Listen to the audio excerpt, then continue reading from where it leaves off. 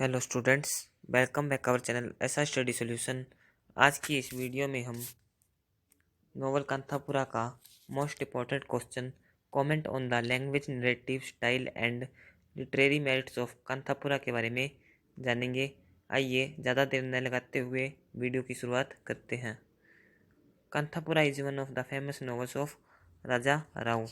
जो कांथापुरा नॉवल है वो राजा राव के प्रसिद्ध उपन्यासों में से एक है।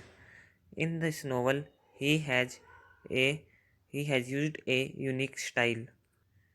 इस नॉवल में उन्होंने एक यूनिक स्टाइल का उपयोग किया है, यानी कि एक अलग ही शैली का उन्होंने अपनाया है, उनका उपयोग किया है। Both the language and technique of Raja Rao make this novel great. Raja Rao की भाषा और तकनीक दोनों ही इस उपन्यास को ग्रेट बनाते हैं, यानी कि महान बनाते हैं। Kanthapura is a story of A small village in south India. Kanthapura दक्षिण भारत के छोटे से गांव की कहानी है। The narrator of the novel is Achakka. जो नरेटर है नोवेल की वो अचक्का है। सी इज एन ओल्ड विडो। वह एक बूढ़ी विधवा है। From the language point of view the opening sentence of the novel is very interesting. भाषा की दृष्टि से उपन्यास का पहला वाक्य बहुत ही रोचक है। The tone of the language is gossipy. भाषा का लहजा गपसप है। In this style normal punctuation marks are ignored. यानी कि जो शैली है उसमें जो नॉर्मल पंक्चुएशन मार्क है, जो सामान्य, उनको इग्नोर किया गया है। And short sentence of normal English are not many. और जो छोटे जो वाक्य हैं सामान्य इंग्लिश के वो भी बहुत अधिक नहीं है। The story narrated in long sentence. जो स्टोरी को नरेट किया गया है वो लंबे सेंटेंसों में व्यक्त किया गया है। These sentence are joined by the use of and commas. और ये सेंटेंस जॉइन हुए हैं एंड और कॉमा के उपयोग से। Raja Rao uses normal English in most of the paragraph. Raja Rao ने नॉर्मल इंग्लिश का प्रयोग किया है लगभग सभी पैराग्राफों में।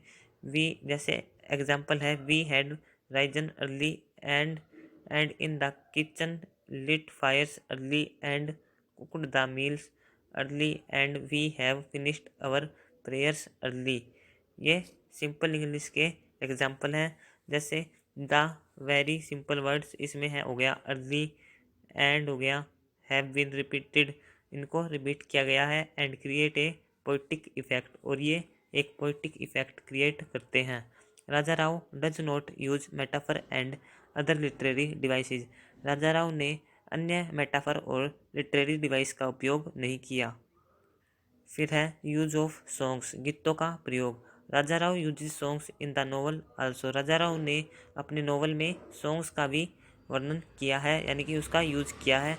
There are 15 songs on goddess Kenchamma, on Mahatma Gandhi and on freedom struggle. उनके नोवेल में गॉडेस कैंचमा, महात्मा गांधी और फ्रीडम स्ट्रगल के 15 सॉन्ग हैं। सम सॉन्ग्स और lines are repeated.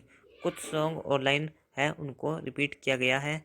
There is another feature which makes the novel interesting.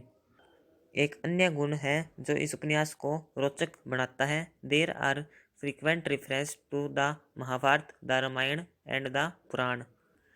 इस उपन्यास में महाभारत, रामायण और पुराणों का अक्सर वर्णन है। The harikatha man mixes religious stories with the political situation.